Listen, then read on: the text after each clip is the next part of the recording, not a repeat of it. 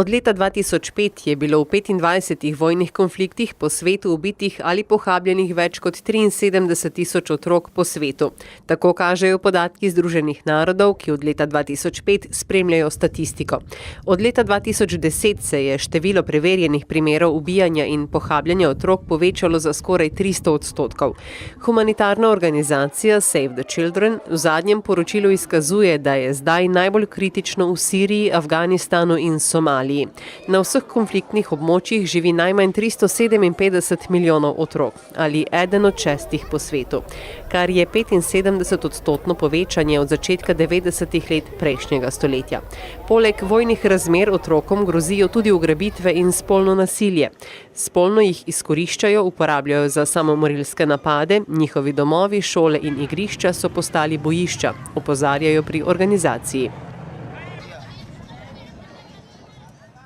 Argentinska policija je zasegla paket poln nacističnih simbolov.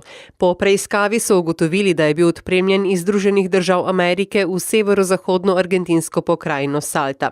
V njem so bili čevlji iz druge svetovne vojne, nož in figura cesarskega orla, pa tudi 3 plakete s temo Tretjega rajha, 2 puški in 1 repliko.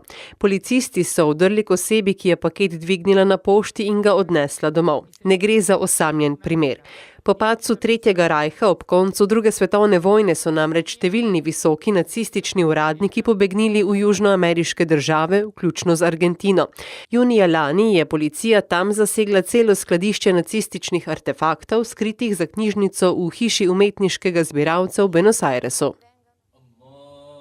V italijanskem Torinu živi pribežniška družina Makavi. Družina je bila prisiljena zbežati iz Sirije konec leta 2015. Oče družine je takoj začel iskati delo, a ga nikjer ni dobil. Odločil se je, da odpre restavracijo, v kateri je sprva želel peči pice, a se je izkazalo, da je najboljša izbira ponudba tradicionalne sirske in libanonske hrane. Vsa družina pomaga v restavraciji, tudi 23-letna hčerka, ki sicer študira. V zadnjem času je sicer v Italiji priseljevanje in možno asimiliranje prebežnikov vroča tema pred marčevskimi volitvami. Makavijeva družina je imela srečo. Mnogo migrantov afriškega porekla pa ne more dobiti zaposlitve in doživlja vse več rasističnih napadov. Pa končajmo pregled s prijaznejšo temo. Medtem ko se v Evropi spopadamo z zimo in nizkimi temperaturami, imajo v Peruju težave z vročino, tako da morajo v živalskem vrtu poskrbeti za ohladitev levov, tigrov, medvedov in drugih živali. Ob tem času uvedejo zanje drugačno prehrano, ki so je deležni vse 3-krat mesečno. Medvedi se tako sladkajo z zamrznjeno lubenico in drugim sadjem. Jaguarji pa dobijo koščke mesa, ki so jih namočili v kri in zmrznili. Oskrbniki s tem skušajo zmanjšati stres živali v ujetništvu. Njihov cilj je spodbujanje raznih fizičnih, kognitivnih, socialnih in prehranskih čutil.